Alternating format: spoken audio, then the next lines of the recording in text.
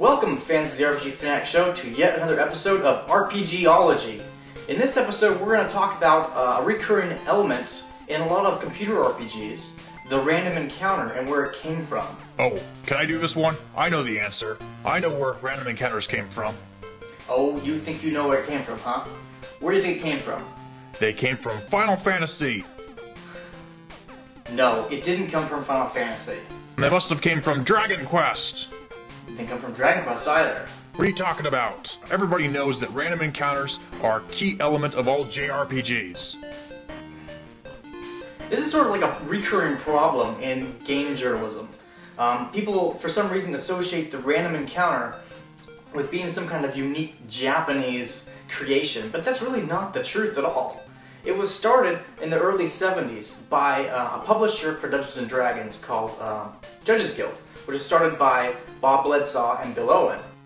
Now, Judges Guild campaign setting was known as the Wilder Lands of High Fantasy, and what they had, which was really unique for their supplements for Dungeons & Dragons, was they had maps with hexes all over them.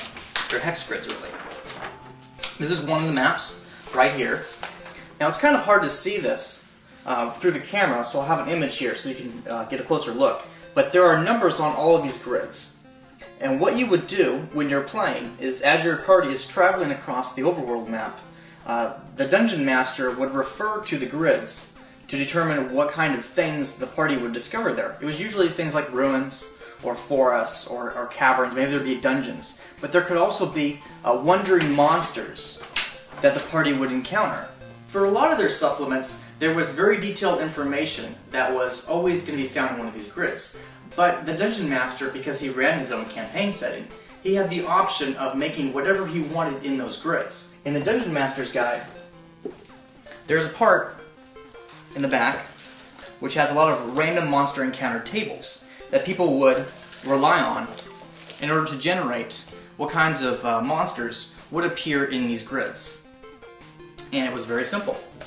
As your party moved along, the Dungeon Master would simply roll some dice and compare it to one of these tables, and that would determine what kind of encounters the party members experienced on their trip to another dungeon or city or whatever. So in the late 70s, when people started making computer games for personal computers, Dungeons & Dragons was one of the go-to systems for porting over to a computer environment. And a lot of these elements that were in Advanced Dungeons & Dragons, like random encounters with wandering monsters and using a table and hex grid, that was carried over. So that's where our random encounters come from. As for the Japanese side of things, they ported that over because a lot of the early computer RPGs, like Wizardry for example, have random encounters in them, and they just brought that over. It wouldn't surprise me if a lot of designers today don't even know that Dungeons & Dragons has rules for random encounters, or that Judges Guild is the one that pretty much invented the concept. I hope you guys have enjoyed this video. This wasn't too difficult to research, but I hope to bring you guys some really cool stuff in future episodes. Thank you.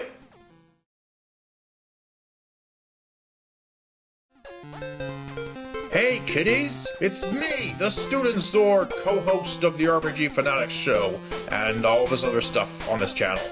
Anyway, why don't you take a look at some of these other videos done by the RPG Fanatic, Carey Martell himself? How about it? Also, like and subscribe to our channel for great justice!